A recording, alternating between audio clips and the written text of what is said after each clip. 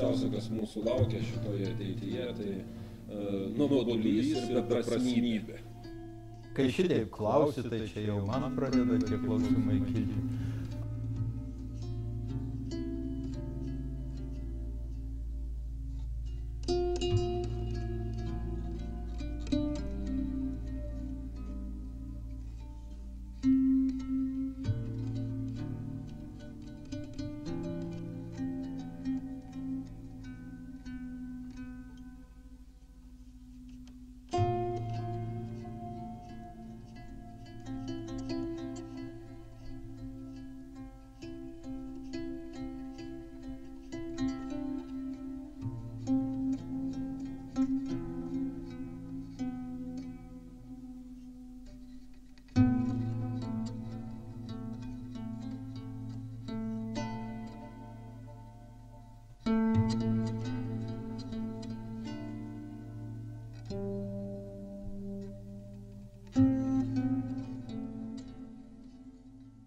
Štai būdamas 14 metų, 15, paskui 16 atsidūriau Nebraskos prerijose. Ir prieš tai aš buvau toksai, gal sociologai ar panašiai sakytų tikrai jau probleminis vaikas. Ir galima reiškia net ir pateisinti, nes ten karas, tėvai skyrėsi, ir mums reikėjo ten bėgti ir nekad mane kas skriaudė ir panašiai, bet buvau savotiškai susipykęs su aplinka, kaip augantis vaikas. Aplinkybė, kad nuo štai gyvenimo, reiškia, aš paskui pasidariau ir mokslininkas, ir profesorius, ir tikrai tie, kurie mane pažinojo tenai lageriuose, tikrai to nebūtų prognozavę, nes mane yra išmetę iš 2 mokyklų tenai ir aš būdavau trejetukininkas ir Čižiūnas, mokytojas Vaclovas iš lietuvių kalbos man davė pasigailėdamas 3 su minusu, nes sako, vaikeli, reiškia, tau reikia 2, bet reiškia, jis, pasigailėdamas davė 3 su minusu. Nenuspėjo būsimojo rašytojo. Ne, tada tikrai ne. Kiekvienu atveju ir štai toksai problemiškas vaikas, jau jaunuolis, patekau į Nebraską ir ten tose prerijose buvo vietos tam tokiai jaunatviškai energijai kažkaip tai išsiliet, prisitaikyti.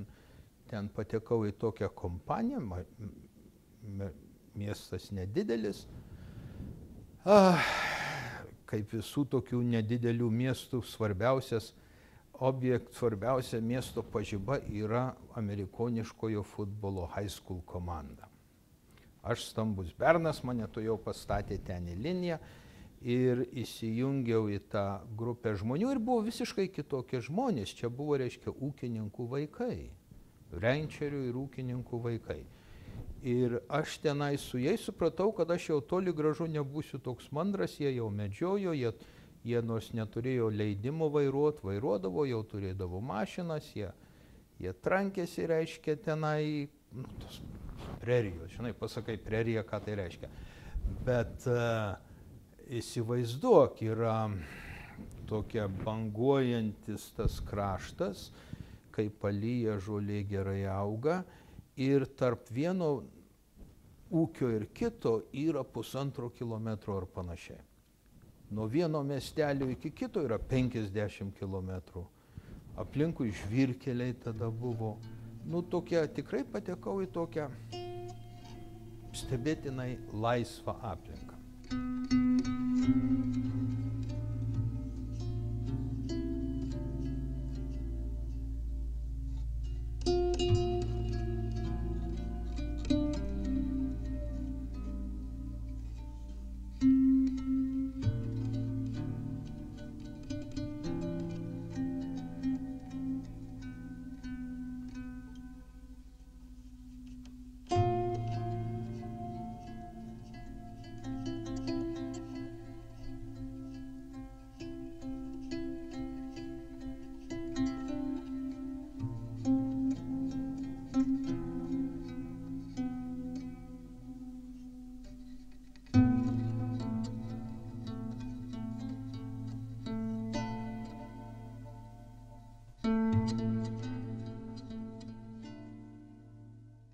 Atsimenu, mano jaunystėje baisiai gailėjaus, kad gimiau per vėlai, kad jau nebėra būrinių laivų, kad dabar reikia plaukti su tokiais jau su gariniais ar panašiai laivais, o skaičiau daug knygų tenai ir man labai atrodė romantiška, kur reiškia plaukia būriniais laivais. Tai va. Traukinys yra savotiškai toks autentiškesnis, jei nori keliauti dalykas. Nes, pavyzdžiui, Keruakas ir ten jų tie keliavimai mažina, nu žinoma, tas yra literatūrinis įvaizdis ir įvaizdis šiais laikais yra labai svarbus ir tada žmonės tenai ar tai vaidino ar gyveno. Bet jis jau yra, pavyzdžiui, neatitiko mano tokių kriterijų, nes tu, kai sėdi mašinoje, tu jau per daug priklausai nuo tos civilizacijos. Tau reikia benzino, tu ten sustosi ir miegosi, reiškia, motelyje, nu gal nutriušusiam, panašiai, bet vis tiek tau reikia pinigų. Aš ta prasme buvau, nu galima sakyti, romantiškesnis, aš nenorėjau priklausyti. O su traukiniu, prekiniu, gali visiškai nepriklausyti. Mėgi, kai sakant, tenai traukinio vagonuose, keliauji, susirandi maisto vienaip kitaip. Ir tas man atrodė, nu, būtent taip. Man atrodo, tasai šiuo atveju nemažai prisidėjo anglų kalbos lankstumas, nes Keruakas ir tas Dean Moriarty, jisai buvo būtent the beat generation. Beat sumušta, sudaužyta, sulaužyta. Bet beat, žinoma, angliškai taipogi yra ritmas. Buvo jau daugumas jų pagyvenę žmonės, 50 metų, 60. Jie buvo autentiška grupė, kurią pagimdė būtent Didžioji depresija. Didžiosios depresijos laikais 30-ieji buvo didelis skaičius žmonių, kurie tiesiog negalėjo išgyventi vienoj vietoj, jie net neturėjo pinigų kaip keliauti, bet štai negalėjo net nusipirkti bilieto, daleiskim, bet štai tie prekiniai traukiniai jau ir tada dundėjo per visą Ameriką. Ir jie pradėjo judėti ją tenai ne šiaip sau, kai sakant, ieškoti kokių nors nuotykių, bet ieškoti darbo iš esmės. Jie to darbo rasdavo, reiškia, tenai prie miško kirtimo, tai ten tokių trumpalaikių darbų. Nu, paskui kai kuriems tas įaugo matyti į tokį kraują ir tikrai aš jų sutikau dar, kai važinėjau atseit pats traukiniais, tenai jau kokiais 60 metais ar panašiai. Jau leisdamas savo profesoriškas ir profesionalias atostogas. Aš jau tada buvau tikrai, kaip čia pasakius, iš jų taško, nors jie to, kažin ar pastebėdavo, buvau jau falšyvas, nes aš dirbau, reiškia, aš turėjau darbą, aš uždirbau gerai ir kai turėjau atostogas, nu, norėjau tiesiog paieškoti, kaip čia pasakius, pavojų, nuotykių.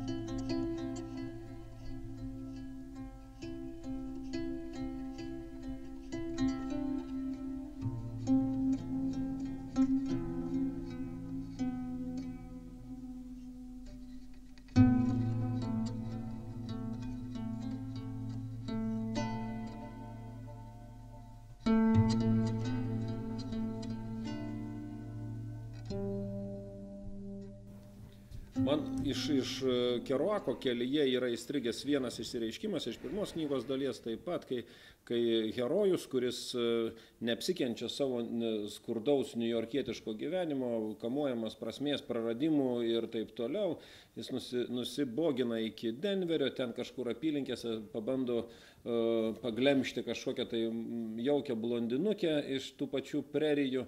Ir jų besimesgančiam pokalbėje ta mergaitė sako, savaitgaliais atvažiuoja iki miestelio, irgi tų 50 kilometrų, kad galėtų pasilinksminti, kad baisiau už tą gyvenimą prerijose nieko nėra, čia nieko nėra. Kaip aš svajoju atvažiuoti į New Yorką. Ir tada Selas Paradise'as sako, bet New York'e taip pat nieko nėra. Kas išduoda tam tikras universalesnės būties savybės. Nes man toks jausmas, kad... Jie kalba apie skirtingus dalykus. Tai aš sutinku, bet man tų skirtingų dalykų, tam tikros jungtis, tam tikras sąlytis labai knieti. Kodėl? Man atrodo, kad jeigu mes žiūrėsim į tuos bytnikus, iš pradžių gal tokius kaip tas herojus aprašytas kelyje, paskui gal tokius, kurie rašo knygas, kurie jau bytnikų stilių ir santykis su visa visuomenė įsisavina jau daugiau kaip stilių. Kaip tu sakai, buvau gal falšyvas. Bet lygiai taip pat tikriausiai ir Ginsburgas, ir kokie nors kiti poetai, kurie tapo jau bitnikų kartos intelektualais. Jie taip pat gyveno ir su pinigais, ir su miestu, ir su profesinė veikla, ir netgi su pripažinimais, jau tapo spausdinami. Žmonių linkusių į tokį nekonformizmą ar panašiai buvo visada ir visais laikais. Ir priklausant nuo to laikotarpio, gaunasi tam tikrą to formą, reiškia. Ir tasai bitnikas yra kaip tik, man atrodo, geras pavyzdys to, nes jis taip mums bežiūrintis transformavosi iš tokio nevykėlio į tokį, visuomenę atmentantį intelektualą, kuris mėgsta džiazą, reiškia.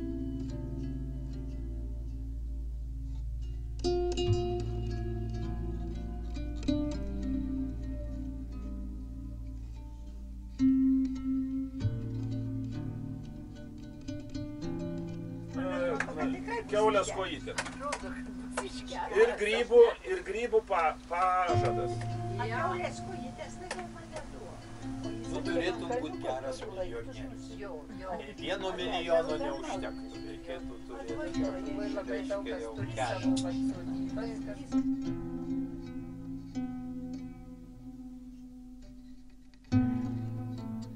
Iš tam tikro taško gal aš esu drąsus, pavyzdžiui, tikrai nebijojau sėsti ant motociklo ir važiuoti pro Afriką.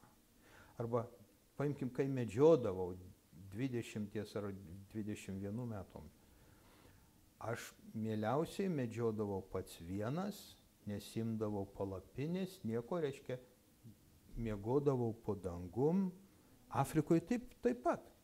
Nieko nesivežiai tada su savim, ar ne? Jokių maišų, jokių palapinių? Ne.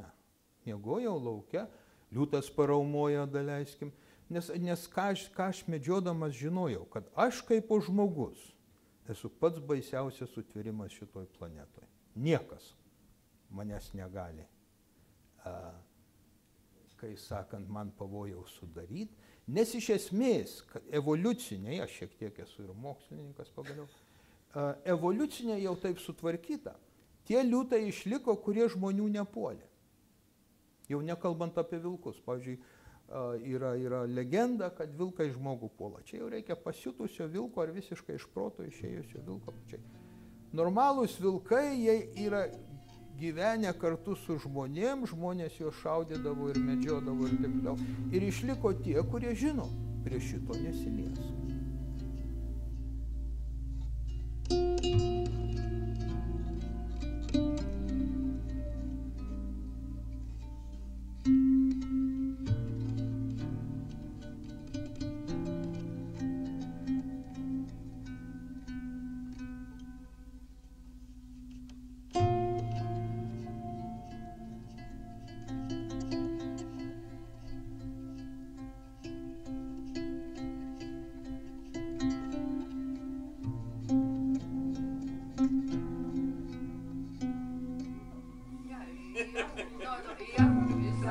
rašė žemaitiškai, varą į lietuvių. Lietuvių kalba, jo. Nu tai lieka dabar. O tai kaip tau Rodezijos kalėjime netėmė negatyvų, ar tu jos buvai kitur išsaugojęs? Buvau išsiuntęs. Va. Čia Čia Kilimandžaro. aš nuvažiavau iki Nairobi ir tada pasiunčiau, reiškia. Juostelės negatyvų ir rankraščių. Ir rankraščių. Už tai čia tasai mano dienoraštis yra tik tai iki Nairobi. Aš paskui irgi... O kitą dalį tada atėmė Rodezijos kalėjime ir to epizodo nebeliko. Čia Tanzanija. Susmulkino. Ir aš nebuvau tenai, neatsitiko tai centre, o tokiam nedideliam Venky kaimeliui. Nu tai Cavo visi važiuoja į Cavo. Ir kol jie, reiškia, žinai, dėl viso piktojo sudėjo man ir kadangi ten buvo apartheidas ir visi kiti vietiniam kalėjime buvo juodi, tai aš atsidūriau vienutėje. Reiškia, jei būtų buvęs koks kitas baltas, tai ko gero... Galiu įrašyti tą... Tai per Amerikos diplomatus tu tik išsigelbėjai? Ne. Nu, atvirai kalbant, jie visiškai pilnai negaliu to klausimu atsakyti. Ne, tu man sakei, kad nebuvo, tada Amerika neturėjo diplomatinių ryšių su Rodezija. Tu per Kanadą kažkaip. Kadangi mini Amerikos diplomatus, tai aš pasakysiu bent tuo mano sutiktų atveju labai blogą žodį. Apie tą asmenį, kuris reiškia pas mane atėjo.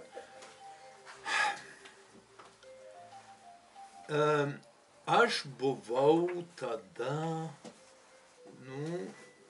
toks savimi gana pasitikintis asmuo, reiškia, kad man jūra iki kelių, čia mane kažkokie tai durniai suėmė ir kai tik tai ateidavo viens iš jų, reiškia, arčiau, aš juos keikdavau, sakau, reiškia, čia I'm American citizen, what the fuck you are doing, what do you think this is, reiškia, taip toliau.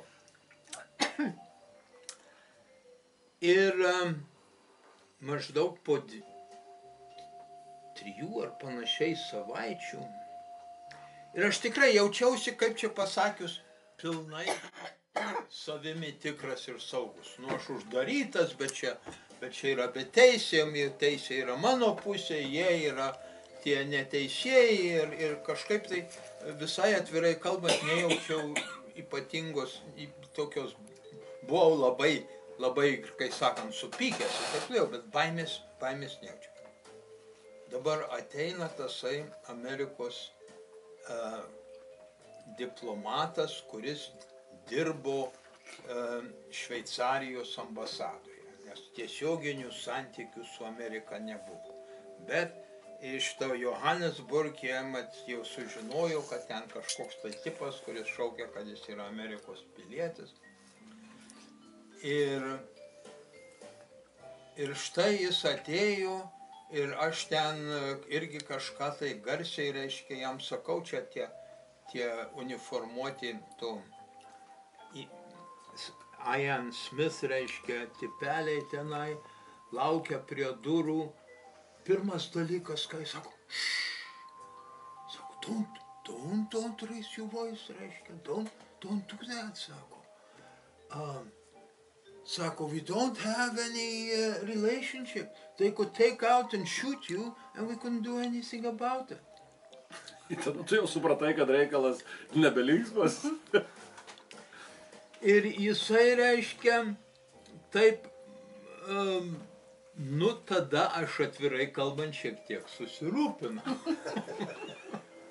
Didžioji Amerika sako man akis į akį, kad jie nieko negali padaryti.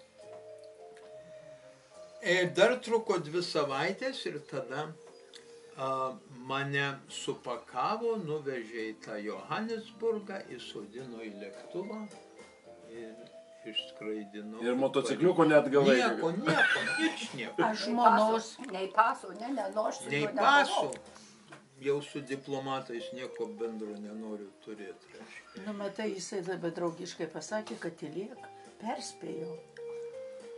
Bet vis tik tik reikia Kad man gerbt atrodo nors, ne? atvirkščiai, tokiu atveju tu neturi parodyti, kad tu turi baimę ar panašiai, reiškia, nes Jeigu nėra diplomatijos, aišku, čia ne Rusija. Rusija ten nušautų kaip šuniuką ir viskas. Bet vis tiek, kas jis buvo, sakyčiau, varijotas. Paskui jau mes iš Šveicarijos ir jis atrodė, dabar jau ta barzda, bet jis tada tokia kažkaip baisiai tokia visai nutysus, tokia, mano draugas ten rašė, jis buvo sustojęs pas mano. Dabar pastebėjau, kad jis jau 82 metai. Tai palauk, bet važiuojam ir jam ištavė tau per Kanados ambasadą, ištavė laikiną pasą.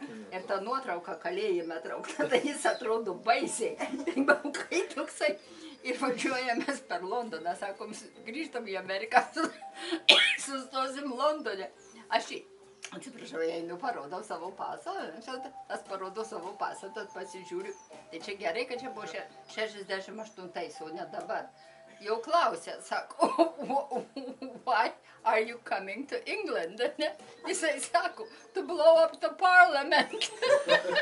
Tai šiais laikais... Ne, manai, reikia suprasti mano tą nuotaiką. Aš jaučiuosi, kad aš esu laisvas žmogus, aš einu, kur aš noriu ir ne jo biznis, ko aš čia važiuoju. Aš noriu. Dar ko užsimanė, kad... Jis manęs klausia, tai aš jam duodu kvailą atsakymą. Bet šiais laikais tai būtų ne jų dabar. Į Ameriką tavęs neįleistų, aišku. Jis pasišaukė viršininką ar ką, bet nebuvo jokių, nieko. O dabar... Buvo 68-ieji studentų revoliucijos, pats didžiausias maištas aplink. Tai tu praėjai tikriausiai už tą radikalų maištininką tokį. Jo, matyt, jo. Greičiausiai, Ne, bet aš... Truputį įdegęs turėjai būti po to. Jo, buvau labai įdegęs. Aš tikrai atsimenu tą savo tokį dar vis tiek, aš dėja su amžium prarandi, bet yra būna gyvenimo toksai laikotarpis, mano tai buvo, kad aš jaučiuosi, kad aš, reiškia, esu laisvas ir aš galiu daryti, reiškia, negaliu nusikalstamus kokius dalykus daryti, bet normalius dalykus, kaip atvažiuoti į Angliją, aš galiu ir tam nieko. Tai tu buvai amerikietis kvadratu, visiškai detokvilio anūkas, laisvas žmogus. Prisidėjau, kad jau pasas.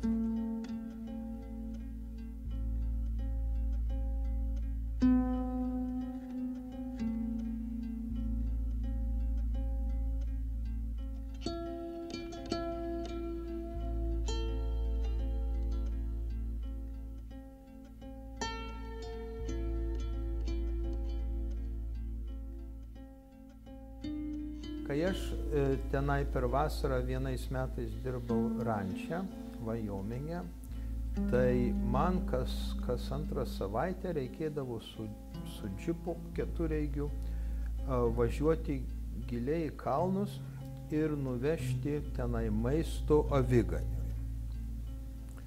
Ir štai tas žmogus, reiškia, jei dabar galvoju, tu čia esi jau koks mandras ar panašiai sugyveni. Tas žmogus gyveno tenai, turėjo 2 šunis, šautuvą, 2000 avių ir asilą.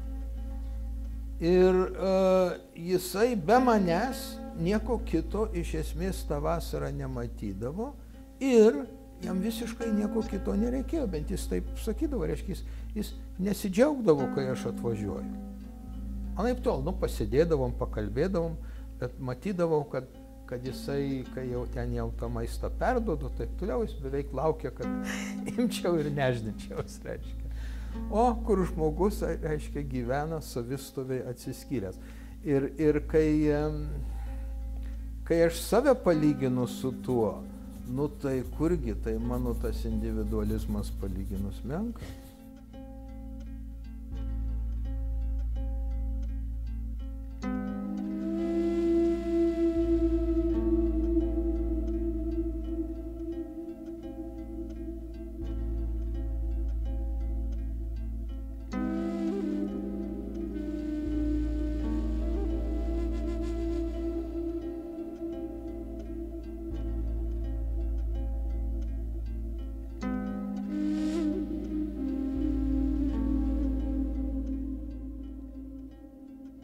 Tiesų yra mažai žmonių, kurie gali vienatvę ištverti.